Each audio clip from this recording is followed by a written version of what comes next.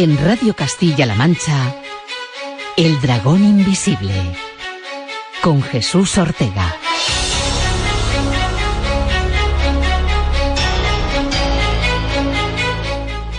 ¿Qué tal? Bienvenidos una semana más a El Dragón Invisible en Radio Castilla-La Mancha.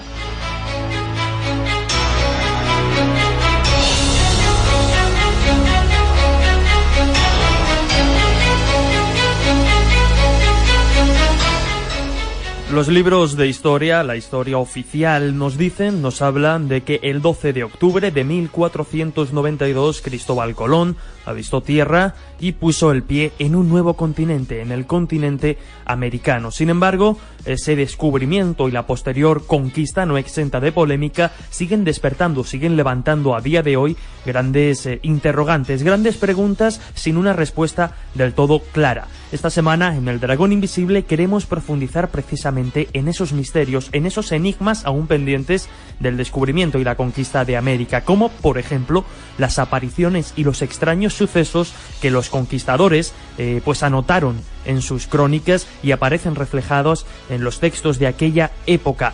Apariciones, sucesos extraños que en ocasiones decantaron la balanza incluso en determinadas batallas a favor de la victoria o la derrota, pero no es el único, porque la gran pregunta que surge siempre que abordamos el tema de América y su descubrimiento es si Cristóbal Colón fue el primero en descubrirla, fue el primero en llegar. Parece ser que no, y así lo reconocen ya diferentes instituciones históricas e internacionales. ¿Manejó Colón información privilegiada antes de llegar allí? ¿Murió sabiendo que había descubierto un nuevo continente? Pero ¿y si hablamos del mapa de Piri Reis, que parece ser adelanta lugares y continentes que serían descubiertos años después? Pues son algunos de los interrogantes, son algunos de los misterios que esta semana traemos aquí a Radio Castilla-La Mancha, a El Dragón Invisible.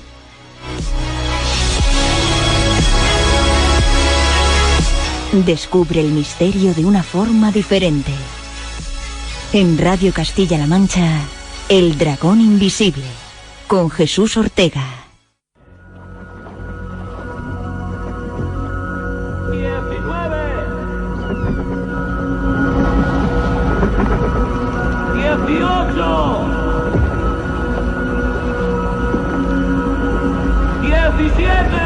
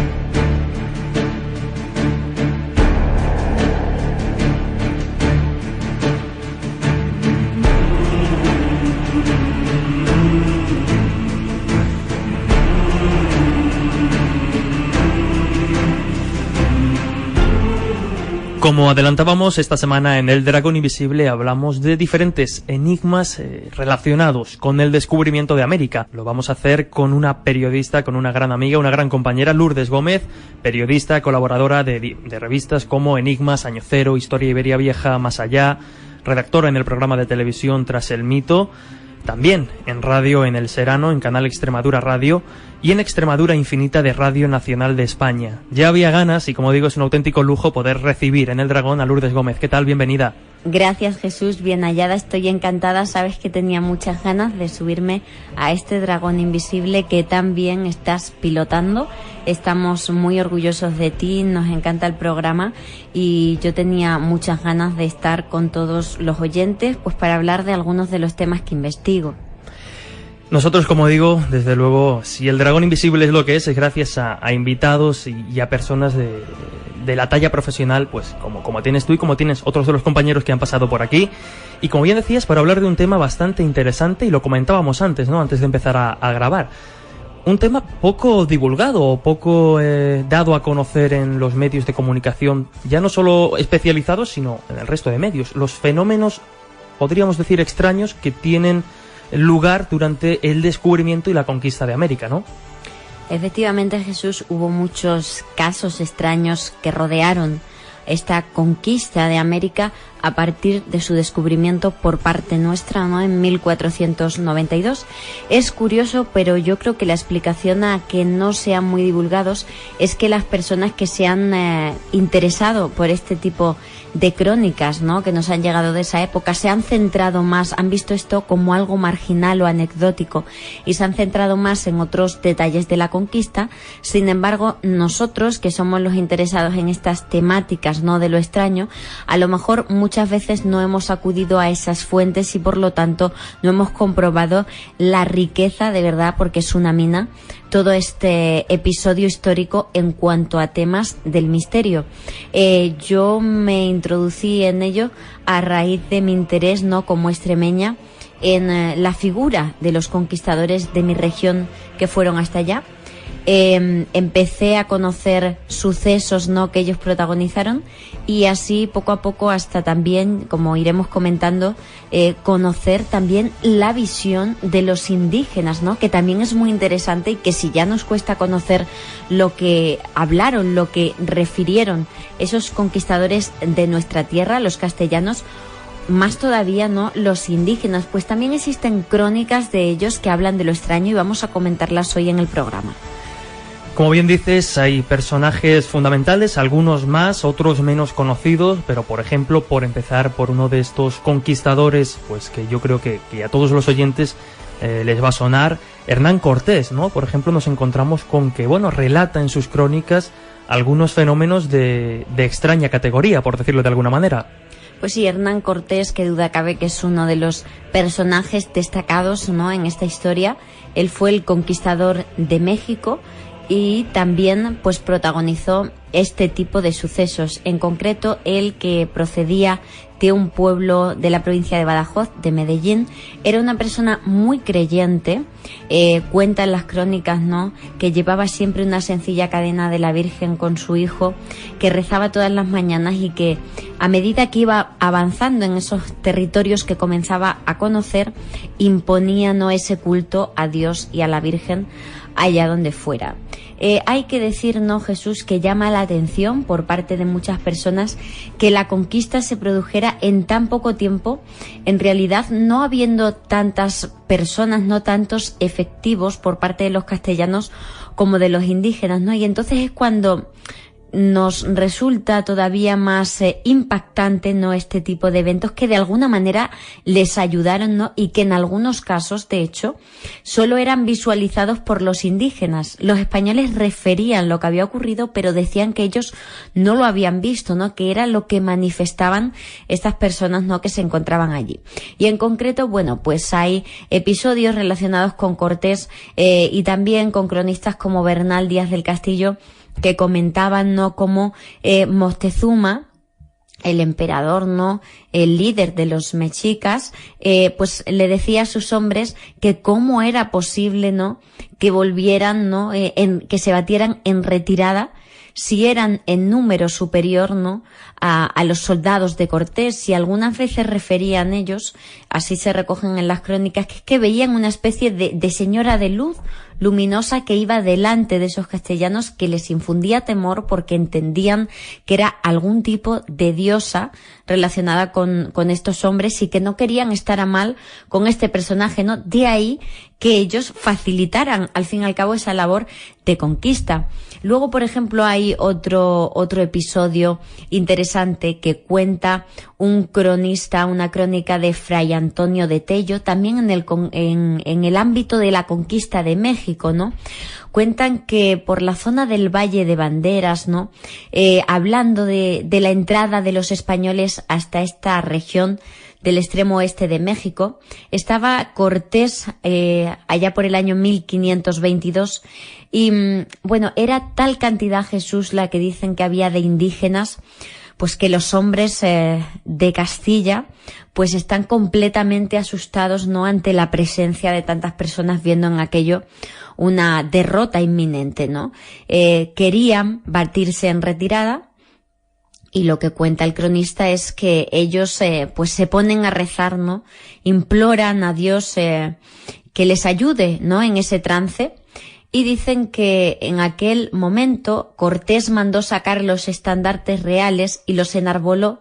Eso es lo que dice la crónica, no tal cual, y dice, y fuera de esto, otro de damasco blanco y carmesí, con una cruz en el reverso y una letra por orla que decía así: en esta vencí, y el que me trajere, con ella vencerá. Y por la otra parte estaba la imagen de la Concepción limpísima de Nuestra Señora, y con otra letra que decía María Mater Dei, ora pro nobis, y al descubrirla y levantarla en alto, hincados de rodillas, con lágrimas y devoción, le suplicaron los afligidos españoles les librase de tantos enemigos, y al instante se llenó el estandarte de resplandores. No es que destaquen que es que el sol había incidido directamente sobre ese estandarte, sino que lo describen como algo sobrenatural, como que eso empieza a hacer destellos, causando al ejército valor y valentía para librar aquella batalla. Y luego, siguiendo con la crónica, dice que no solo les impuso braveza para poder combatir, sino que por mucha braveza que tuvieran, como decimos, los indígenas eran muchos más.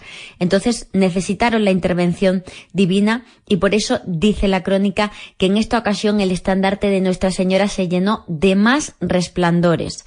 Y esto lo ven también los indígenas y hace que se retiren ganando los españoles esta batalla, ¿no? Es uno de esos episodios extraños que han pasado desapercibidos, pero que a nosotros nos llaman la atención.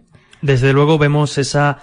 Es normal, ¿no?, en cierto modo, por la época en la que nos encontramos, la época donde suceden los episodios que estamos narrando, vemos esa vinculación divina, en cierto modo, pero quizá podríamos hablar también de un concepto que conoces muy bien, que has estudiado también muchos casos, que es el de luces populares. Podríamos hablar de estos fenómenos que parece que a veces no metemos dentro del cajón de la ufología, que es como algo aparte, pero bueno, explícanos un poco de dónde viene este concepto y qué relación tiene con los temas que estamos narrando, con estas crónicas, el de luces populares.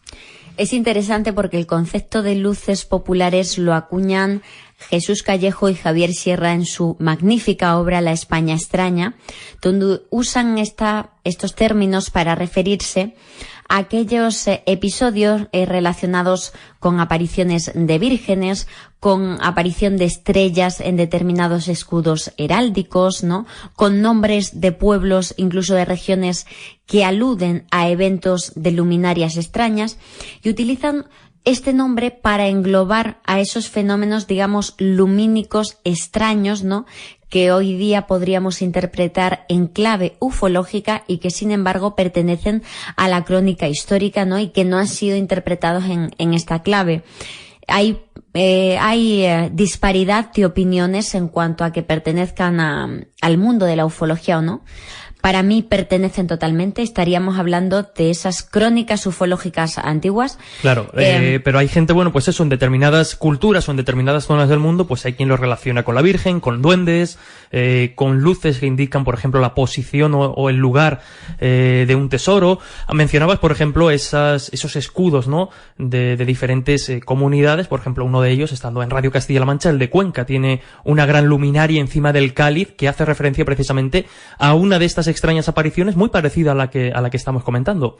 Sí, pudimos conocer juntos, además de cerca, este verano, ¿no?, en un congreso solidario que estuvimos en Cuenca, junto con otros compañeros como David Cuevas, ¿no? Estuvimos viendo algunas de las leyendas de esa maravillosa ciudad, una de ellas efectivamente relacionada con luces populares. Y en Extremadura, mi región, pues también tenemos casos como el de la Virgen de Tentudía, ¿no?, un episodio que se enmarca dentro de la Reconquista. Qué curioso, ¿no, Jesús?, que en entornos de conquista, de guerra, ¿no?, aparezcan estos eventos. O sea, se extrapola a extremeños que están en América, pero es que también en nuestra tierra durante la Reconquista lo hemos vivido, ¿no? Arroyo de la Luz es un pueblo que se llama así por la aparición de la Virgen de la Luz, Nuestra Señora de la Luz, un día en una batalla, así nos lo dice la leyenda, entre moros y cristianos, un momento que necesitan de esa intervención divina para poder vencer a los árabes, y una señora de luz, una luminaria, se aparece junto a un árbol, ¿no?, en esa zona y les hace vencer en la batalla. De ahí que se construya una ermita honrando a esta Virgen, y la de Tentudía, muy curiosa, en la zona de Calera de León, en la provincia de Badajoz, donde también, ¿no?, en el contexto de una de estas batallas en aquel tiempo, uno de los maestres que estaba a cargo de las huestes cristianas, al ver que el día terminaba y que no eran capaces de imponerse sobre el enemigo, se pone, hinca su rodilla al suelo y dice: Virgen María, detén tu día. Y que en aquel momento pues se detiene el sol en el cielo, y no solo eso, otras versiones de la leyenda dicen que se aparece una luz, una señora de luz, ojo, que ilumina a los cristianos y ciega a los árabes, y que gracias a ese detalle consiguen ganar la batalla. Y para que veáis qué curioso que por deformación lingüística toda la comarca se llama de Tentudía, y viene de aquella frase del capitán cristiano, y la Virgen se llama así, la Virgen de Tentudía, ¿no? Es muy curioso porque, como digo, esto se ve después también durante la conquista de América, es decir, hablamos de periodos de conflictos, y esto llama poderosamente la atención. Vamos a hacer honor a nuestro querido Lorenzo Fernández con su famosa frase. Y llama la atención, y así lo hizo, a grandes investigadores que no olvidamos, como Andrea Faber-Kaiser, que estos episodios le hacían hablar de conquistas programadas, es decir, de que bajo la aparente inofensividad, no sé si existe ese término, sí, pero se entiende. La aparente casualidad, ¿no?, de este tipo de eventos interpretados en clave milagrosa, en clave religiosa por esos testigos, pero por nosotros más tarde, teniendo más material, ¿no?, que analizar, interpretamos, ¿no?, como un evento relacionado con los ovnis, pues hablan de que hay una inteligencia detrás, ¿no?, que parece influir, inclinar la balanza hacia uno u otro lado, ¿no?, haciendo que pensemos, ¿no?, que de alguna manera esa inteligencia que hay tras el fenómeno está interesado en estos eventos mundanos, en estos eventos del hombre. Y además, en el caso de América es flagrante porque no solo aparecen luces, sino que los indios manifestaban, así lo dicen las crónicas de los españoles, que de estas luces, ¿no?, a veces salían seres de luz que incluso les hablaban, ¿no?, y les decían: rendiros, no os enfrentéis a los castellanos porque son más poderosos que vosotros, porque vais a vencer. Es decir, que incluso les hablaban para que depusieran las armas. Claro, vemos, esto es ir un paso más allá, también muy interesante, desde luego, es intentar buscar o intentar ver detrás de estos fenómenos que estamos comentando esa intencionalidad, esa inteligencia que, como bien decías, pues intentaba o podría tener esa intención de decantar la balanza a un lado o a otro. Comentabas ya precisamente que no solo nos encontramos crónicas de este tipo de fenómenos por parte de los conquistadores, sino que también los propios indios, por decirlo de alguna manera, sino también los propios conquistados en este caso, tienen su propia versión de los hechos y también relatan fenómenos de esta índole, dándole precisamente su interpretación, lo que nos permite ver el contraste pues entre una parte, ¿no?, o entre uno de los actores del conflicto y los otros. Pues sí, Jesús, no querría dejar de comentar uno de los episodios para mí más impactantes, ¿no?, de esta conquista de América en relación a los eventos extraños, y le aconteció al conquistador Pedro de Valdivia, extremeño de Villanueva de la Serena, en la zona de la Araucanía chilena, ¿no?, que en aquellos momentos era una de las más temidas por la ferocidad, ¿no?, por cómo luchaban sagazmente los habitantes, ¿no?, de aquella zona, ¿no? Entonces era una zona, la cercana al río Biobío, así se denominaba, ¿no?, que tenían mucho miedo, y que Pedro de Valdivia se encamina hacia allí en 1550 con unas huestes para conquistar esta zona. Pues bueno, previamente, a 2 o 3 días antes de la conquista de la batalla por esta zona, cuentan cronistas como Pedro Mariño de Lovera y, ojo, el propio Pedro de Valdivia en carta al emperador Carlos V, que se produjo un evento, ¿no? Una señal extraña en el cielo, que esto, bueno, pues podíamos interpretarlo, ¿no? En clave astronómica, y de hecho así lo interpretan ellos mismos porque conocían los eventos astronómicos, pero lo curioso es que, coincidiendo con eso, justo donde estaban los indígenas de esa zona, no los españoles, estos indígenas ven una especie de aerolito, así lo definen, que se abre por la mitad, y de ese aerolito sale una señora de luz que les dice a los indios que por favor no luchen con los españoles porque van a perder, porque son gente muy poderosa y van a perder.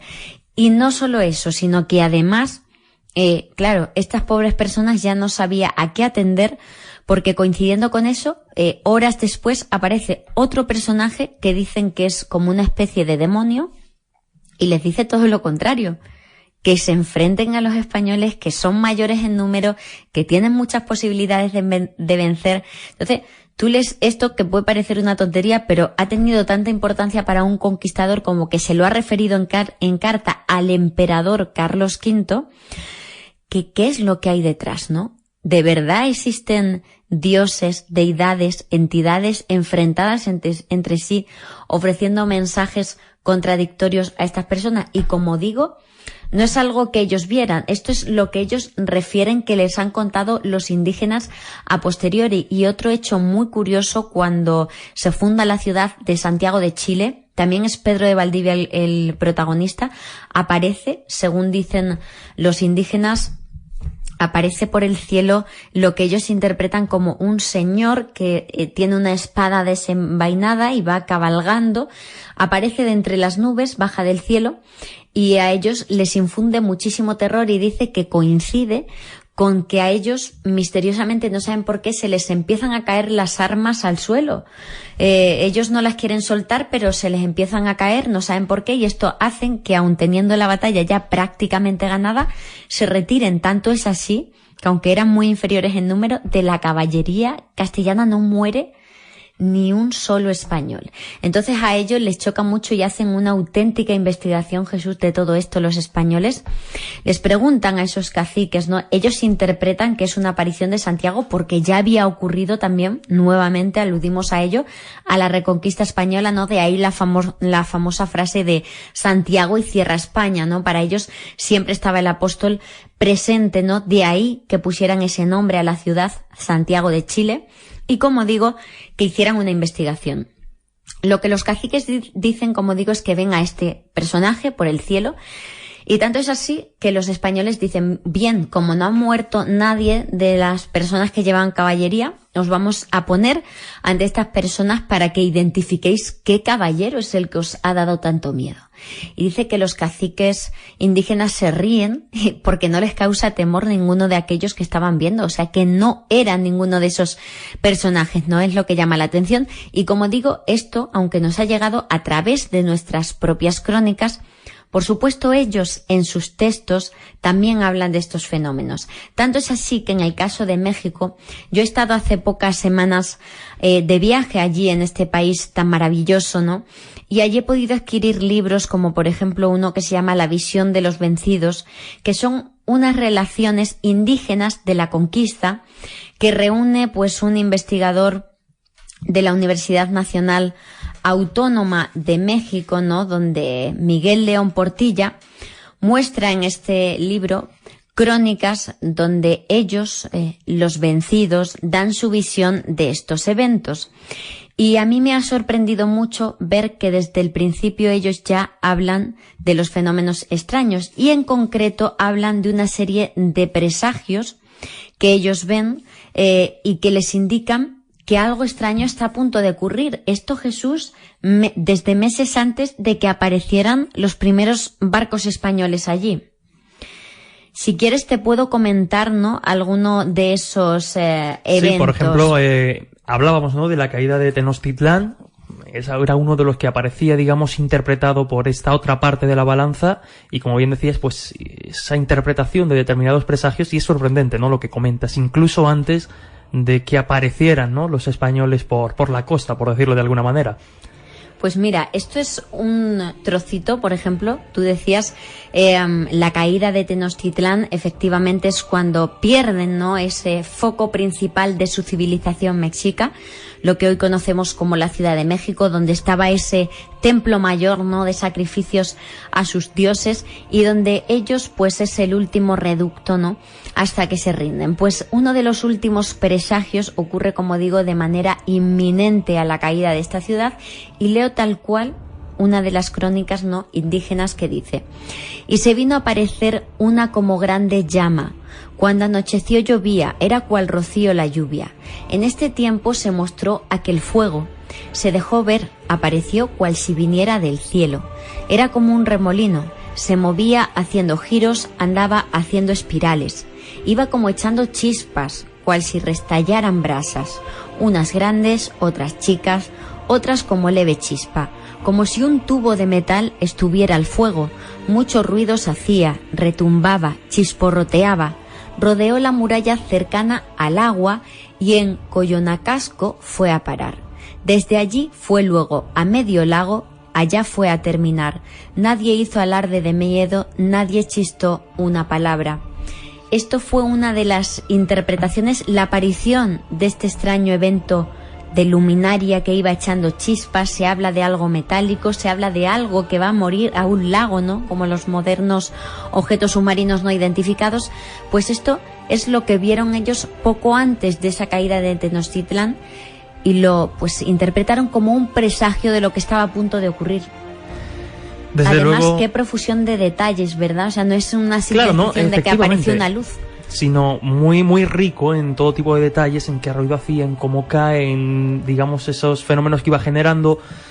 Ya digo que son asombrosas, ¿no?, las crónicas que podemos leer tanto de un lado y de otro. El tiempo no nos permite seguir avanzando, pero desde luego yo te emplazo a hablar de este y otros temas en futuras ediciones del Dragón Invisible, porque, como decía, ya había ganas de poder entablar conversación contigo en estos micrófonos, y, como digo, espero de verdad que no sea la última vez, porque siempre es un placer estar ante una persona que, como tú, tan joven, ¿no?, pues esa nueva generación que dicen algunos que lleva, pues, bien a gala esos conocimientos, esa profesionalidad y esa formación tan necesaria para hablar de estos temas. Así que, sin más, pues muchísimas gracias y mucha suerte, pues, con esos proyectos que llevas a tus espaldas, como Tras el Mito, El Serano o Extremadura Infinita en Radio Nacional.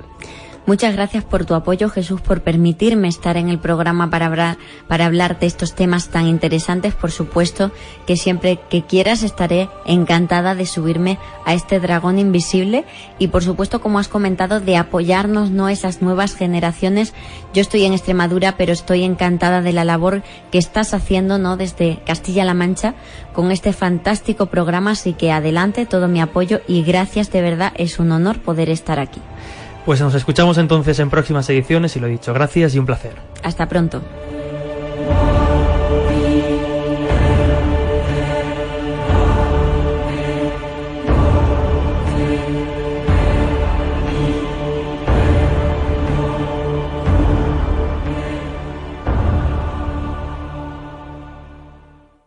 Atrévete a descubrir lo que otros no cuentan. En Radio Castilla-La Mancha, El Dragón Invisible, con Jesús Ortega.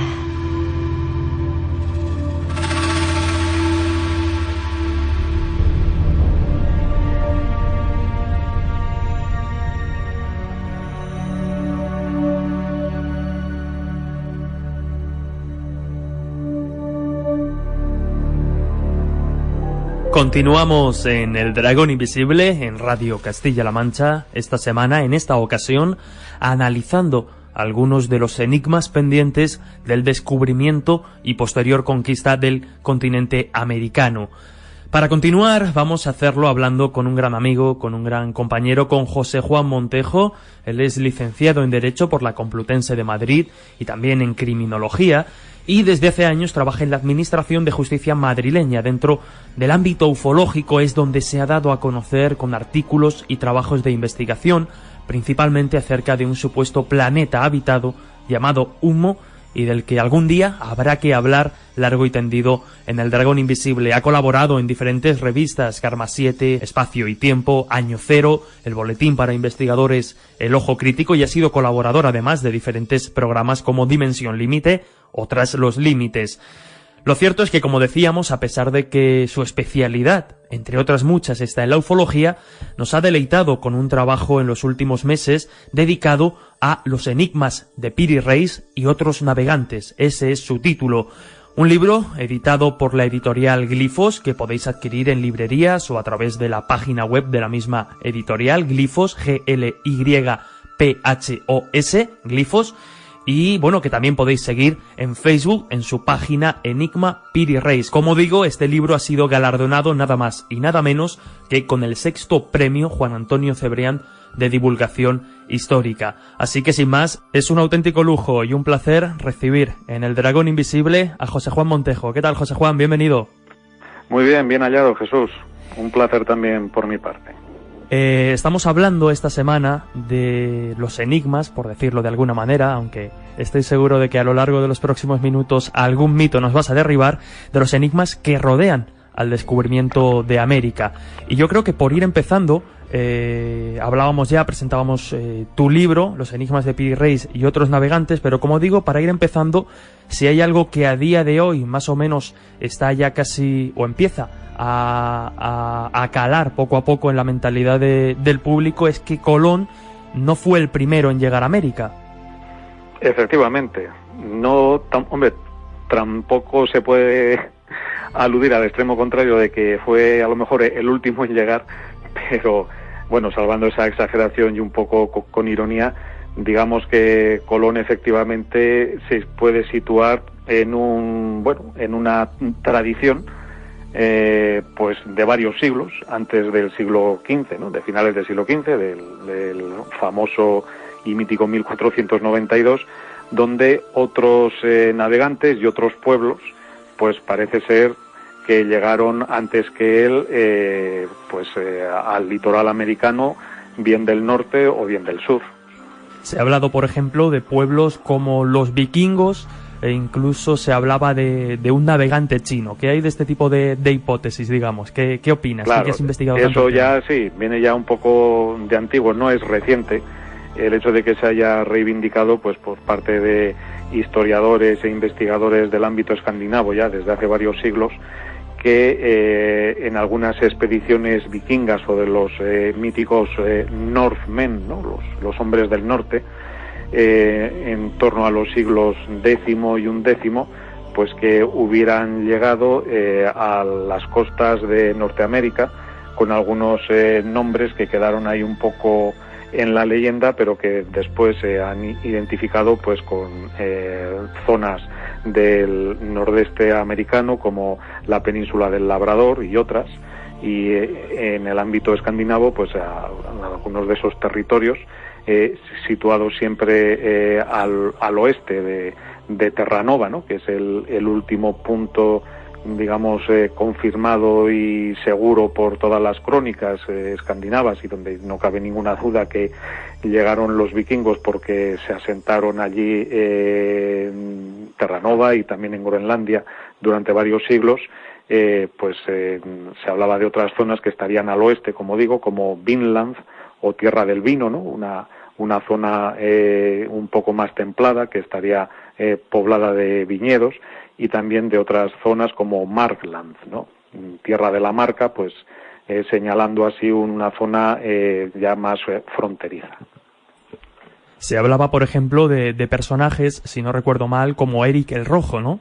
Hablando de estos hombres del norte. Y su hijo Leif Erikson, más que nada de este último, ¿no? De Leif Erikson, sería el que habría llegado por primera vez a ese territorio que he mencionado como Vinland, partiendo justamente pues de unas expediciones que, tomando como base puertos groenlandeses donde ya se habían asentado los vikingos desde, bueno, pues no solo décadas, sino algún siglo antes, ¿no? De cuando hemos mencionado, del siglo X, XI, estamos hablando en todo caso en torno al año 1000 de nuestra era, claro, pues Leif Erikson sería uno de los que habría desarrollado pues esas expediciones hacia el oeste en busca de nuevas tierras, nuevos territorios, y parece ser que habría llegado pues a la península del Labrador, como mencioné antes, y a algunas zonas costeras del nordeste americano situadas más al sur, y que habrían recibido ese nombre de Vinland o tierra de viñedos, pero que digamos que ahí los asentamientos vikingos pues no habrían tenido mucha prolongación en el tiempo, no habrían sido demasiado estables, y por eso al cabo pues de unas pocas décadas habrían caído en el olvido, y como por parte de los vikingos no hubo continuidad en los siglos siguientes en seguir desarrollando o ampliando esas expediciones hacia el oeste de Groenlandia, pues se habría perdido un poco la memoria de aquellos viajes. Viajando más, avanzando más en el tiempo, por decirlo de alguna manera, nos encontramos ya con el personaje principal que nos incumbe esta semana, personaje que además pues da título a tu libro, a tu primer libro en solitario, ganador además, lo decíamos, del 6º premio Juan Antonio Cebrián de divulgación histórica, Los enigmas de Piri Reis y otros navegantes, y es precisamente de la figura de este personaje, de este corsario, de este almirante turco que hay que situar en el siglo XVI y que, como tú bien dices, pues aparecerá durante mucho tiempo y ha aparecido durante mucho tiempo asociado a un famoso y misterioso mapa, el mapa de Piri Reis, un objeto que, bueno, muchos han catalogado como OPAR, es decir, objeto fuera de su tiempo, un objeto que revelaría un conocimiento que no se corresponde a la época en la que este mapa se creó, pero vamos a profundizar en ello. Por empezar desde el principio y para no perdernos, ¿quién era Piri Reis? Pues efectivamente, como has apuntado tú en esta presentación breve del personaje, fue un corsario otomano, es decir, al servicio del Imperio Turco. Llegó a ser a lo largo de su vida también pues almirante de flotas otomanas, precisamente al mando de una de ellas. Bueno, ya tampoco quiero adelantarme demasiado, pues sería donde Piri Reis sellaría finalmente su destino de un modo un tanto trágico. Pero hay una tercera faceta del almirante y corsario otomano, que es la de cartógrafo, y justamente ahí es donde aparece asociada de modo indeleble su figura pues con este mapa que lleva su nombre y que es bien conocido pues por los aficionados e interesados por las cosas misteriosas, vamos a llamarlas así, desde hace años. El mapa de Piri Reis se trazó en 1513. En esa época Piri Reis pues tendría alrededor de 40 y tantos o 50 años. No se sabe con exactitud la fecha ni el año de su nacimiento. Según las fuentes turcas, pues parece que se situaría en torno al año 1465, pero eso tampoco es seguro. Y por explicar un poco más lo que hizo Piri Reis, ¿no?, antes de trazar ese mapa y de publicar en los años posteriores a 1513 pues su obra geográfica y cartográfica, pues fue precisamente un hombre de mar y un hombre de acción, claro. Era sobrino de un corsario turco muy conocido también, llamado Kemal Reis, y que en los albores del siglo, en las postrimerías, mejor dicho, del siglo XV, pues en 1490, en 1500, al servicio de la Sublime Puerta, que es como se llamaba también al Imperio Turco, pues realizó acciones de corso contra flotas cristianas a lo largo y ancho del Mediterráneo. En esas expediciones como corsarios, Piri Reis pues siempre navegó a las órdenes de su tío Kemal Reis, y ambos pues también formaron parte pues de algunos de los contingentes de los famosos y legendarios piratas berberiscos, pues que durante la primera mitad o el primer cuarto del siglo XVI pues sembraron el terror, ¿no?, entre las flotas cristianas y el occidente del Mediterráneo, al mando de personajes también míticos como los hermanos Barbarroja. Digamos que cuando el tío de Piri Reis fallece, pues el sobrino, bueno, digamos que se atempera un poco y decide profundizar en esa faceta de geógrafo, porque él desde su época de marino en activo, pues era muy aficionado a recopilar todo tipo de mapas, portulanos, cartas antiguas, pues en los puertos que iban visitando, pues unas veces de modo pacífico y otras pues guerreando, ¿no?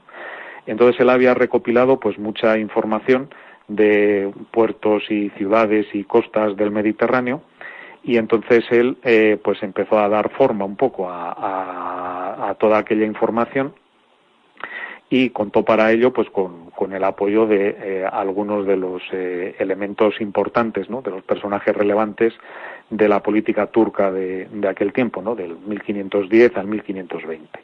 El primer resultado, no obstante, de esa labor suya como investigador o como científico, podría decirse, pues es la de un mapa, el de este que mencionaba, de 1513, donde, por supuesto, se representa en la parte izquierda del mapa, pues zonas del litoral y de la costa, tanto de Norteamérica como de Sudamérica, y que es lo que le ha dado prestancia a ese mapa como un posible OPART, como has mencionado tú antes, ya que buena parte de esas costas, pues en 1513 resulta que eran apenas conocidas o incluso nada conocidas, y si a esto añadimos que Piri Reis también representaba en la parte interior de esas tierras, tanto de América del Norte como de América del Sur, pues determinadas cadenas montañosas, en la parte septentrional del Canadá, pues algunas de las islas importantes que están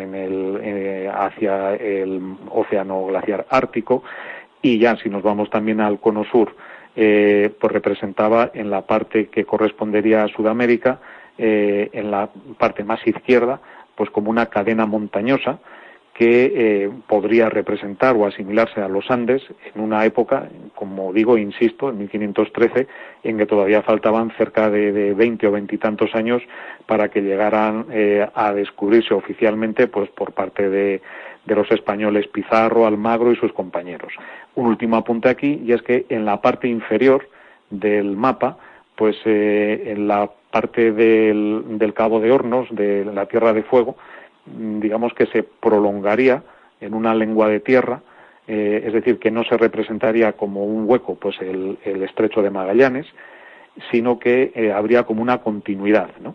Entonces esa parte inferior del mapa de Piri Reis, investigaciones ya muy posteriores, pues ya de mediados del siglo pasado, apuntarían a que reflejarían zonas muy concretas de la Antártida libre de hielos, pero claro, hay que tener en cuenta que la Antártida estaba libre de hielos hace bastantes o unos cuantos miles de años. Claro, has sembrado ya precisamente pues estas semillas casi de la polémica, y que han dado pie precisamente a que muchos aficionados, muchos interesados, pues hagan sus cábalas, y precisamente, como comentábamos hace unos minutos, como también decías tú, pues precisamente este misterioso mapa de Piri Reis, que los oyentes pueden estar viendo en las redes sociales. Hemos compartido esa imagen ya clásica dentro del mundo de las anomalías, que este mapa, como decía, pues pase a ser considerado ese misterio, ¿no?, que parece adelantar conocimientos pues que en esa época no se conocían. La siguiente pregunta es casi lógica. ¿Cómo podemos explicar precisamente estas anomalías que venías comentando y que mucha gente ha interpretado de este modo? Bueno, pues ahí está uno de los quid de la cuestión, por llamarlo así. Podría ser que el mapa de Piri Reis, bueno, hay que tener en cuenta también que en el mapa no solo se reflejan costas y territorios, sino que casi tan importante como los territorios que se reflejan en el mismo es una serie de notas que figuran también en el extremo izquierdo del mapa y hacia la parte inferior, donde el autor Piri Reis pues da algunas explicaciones al lector sobre la finalidad o los motivos que él ha tenido para trazar ese mapa, y lo que es más relevante, las fuentes que él ha utilizado. Entonces, a lo largo de los años, bueno, decir también que, por supuesto, el mapa de Piri Reis no es una carta o un mapa antiguo que haya tenido continuidad en cuanto a su estudio y conocimiento desde esa fecha que he indicado, de 1513, no. Digamos que unos años después, tanto la figura de Piri Reis como su obra cayeron un tanto en el olvido por el final un poco lamentable que tuvo Piri Reis, ya que fue acusado de alta traición, y cayó, por tanto, un manto de olvido pues sobre su persona y sobre su obra, que se vería redescubierto, tanto su obra como él mismo también reivindicado como figura histórica por parte de los historiadores turcos, pues hasta el año 1929.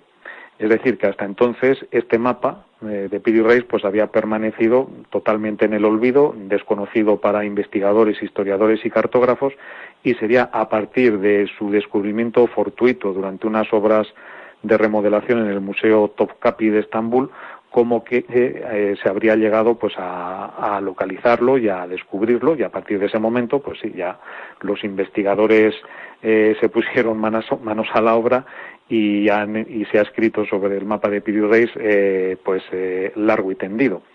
Entonces, dentro de esa obra o esa labor de investigación y estudio sobre el mapa de Piri Reis, pues se han ido traduciendo y descifrando algunas de esas notas que en un primer momento pues aparecían como algunas de ellas muy deterioradas, otras emborronadas, y aunque no se han podido reconstruir en su totalidad, pero la mayor parte afortunadamente sí. Y en una de ellas, que es en la que me quiero detener aquí un momento, la nota sexta, pues resulta que Piri Reis menciona esto que apuntaba yo antes, ¿no? Las fuentes que él había utilizado para trazar ese mapa. Entonces él hablaba de unos 20 planisferios, algunos de ellos, sin especificar cuántos, decía él que se remontaban pues a la época de Alejandro Magno, que él le llamaba el señor de los cuernos de caza, bueno, sobre la posible identificación de este Alejandro Magno con el conquistador macedonio de todos conocido, ¿no? Que vivió pues en el siglo IV antes de Cristo, habría también pues algo que discutir. Yo de hecho en el libro pues apunto hay una otra posibilidad u otra hipótesis sobre la identificación de este Alejandro Magno, pero bueno, no me detendré ahí. Aparte de esos mapas de la época de este Alejandro Magno, que en principio sería el macedonio, ¿no? Pues menciona también que se habría basado en 8 mapas árabes, pues que se supone que serían contemporáneos a él, ¿no? De principios del siglo XVI o finales o mediados del siglo XV. Y luego también habría utilizado como fuentes mapas del enemigo infiel, ¿no? De los cristianos. Y entonces ahí citaba 4 mapas portugueses y, curiosamente, un mapa que habría trazado un tal Colombo, que se decía que había llegado y había descubierto nuevas tierras unos años atrás. No nos queda mucho tiempo, José Juan, pero casi por ir resumiendo esta compleja trama, desde luego daría para dedicarle unos cuantos programas más y no lo descartamos, pero sí, por resumir casi en titulares y en base a todo lo comentado, a todo lo investigado y a todo lo que ha sido, como digo, explicando en los minutos anteriores, casi en titulares. Por tanto, podemos decir, como digo, después de una profusa investigación que has dedicado al asunto, podemos decir que el mapa de Piri Reis, el famoso mapa de Piri Reis, adelantó conocimientos imposibles en su época, como digo, casi en titulares.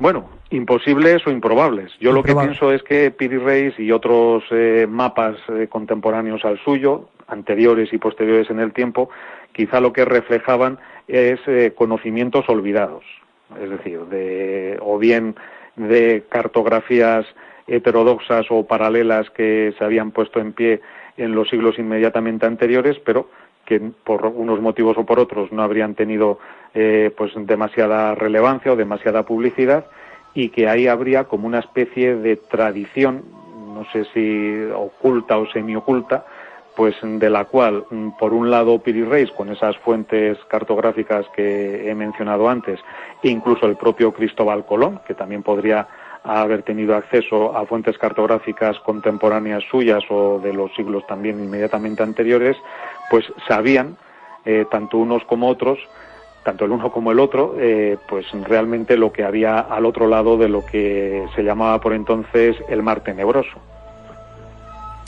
Desde luego me parece acertadísimo y muy interesante el concepto conocimientos olvidados. Quien quiera saber más, pues desde luego puede acudir, como decíamos, a tu libro, a tu obra, ganadora del 6º premio Juan Antonio Cebrián de Divulgación Histórica, digna ganadora desde luego de este premio, Los enigmas de Piri Reis y otros navegantes, editado por Ciclos. Y como digo, pues en primer lugar, no te lo había dicho antes, darte la enhorabuena por este merecido premio, por este trabajo que todos los oyentes del Dragón Invisible desde luego deben tener en su biblioteca, porque analiza minuciosamente precisamente uno de esos grandes misterios, y esperemos que precisamente, como decías, pues después de leer este libro y de divulgar poco a poco esta investigación que has realizado durante tanto tiempo, pues este conocimiento o este misterio del mapa de Piri Reis no vuelva a ser un conocimiento olvidado. Sin más, José Juan, solo, como digo, darte la enhorabuena y agradecerte enormemente. Jesús. Muchas gracias. Agradecerte enormemente que hayas estado con nosotros. Estoy seguro. A vosotros. Estoy seguro que no será la última vez, porque ya estamos esperando también que te digamos, metas de lleno en algunos otros trabajos que algunos compañeros consideramos que tienes pendientes. Están ahí pendientes desde hace algún tiempo y que algunos me reclamáis. Sí. Efectivamente. José Juan, lo dicho, enhorabuena y muchísimas gracias. Nos escuchamos en futuras ediciones. Gracias a ti, un fuerte abrazo, Jesús. Gracias. Un abrazo.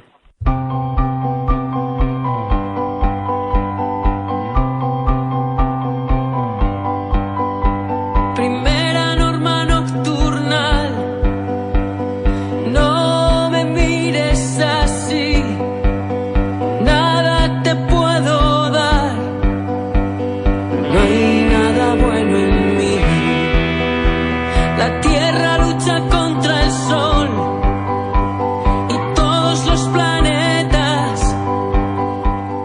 Nosotros nos despedimos una semana más con el deseo, como siempre, de que hayáis disfrutado de estos minutos de radio, de estos minutos de misterio, de estos minutos de curiosidad y análisis, en esta ocasión dedicados a los enigmas, a algunos de ellos, que rodean al descubrimiento y posterior conquista de América. Lo hemos hecho con grandes amigos, con grandes profesionales, los habéis escuchado, la periodista Lourdes Gómez y el investigador José Juan Montejo. Ellos siempre pues aportando el dato certero, aportando el dato desconocido y la información siempre fiable recabada a lo largo de años de investigación y estudio. Nosotros, sin más, como digo, solo nos queda recordar las diferentes vías de comunicación con el programa, como son el Twitter, @dragón_cmm, nuestra página oficial en Facebook, El Dragón Invisible, y nuestro mail, eldragoninvisible@cmmedia.es. Sabéis que a través de todos ellos podéis poneros en contacto con nosotros para mandar vuestras críticas, vuestras sugerencias, vuestros comentarios. Estamos siempre encantados de recibirlos y leerlos para aprender mucho más y para conocer también cuáles son vuestros intereses. Como siempre, sabéis que también tenéis disponible en diferentes plataformas todos los programas hasta la fecha para descargar, como es pues a través de la página de Castilla-La Mancha Media, www.cmmedia.es, también, como no, en iVoox, buscando El Dragón Invisible, y también en iTunes. Sin más, nos despedimos una semana más y os esperamos aquí dentro de 7 días en El Dragón Invisible en Radio Castilla-La Mancha. Un abrazo.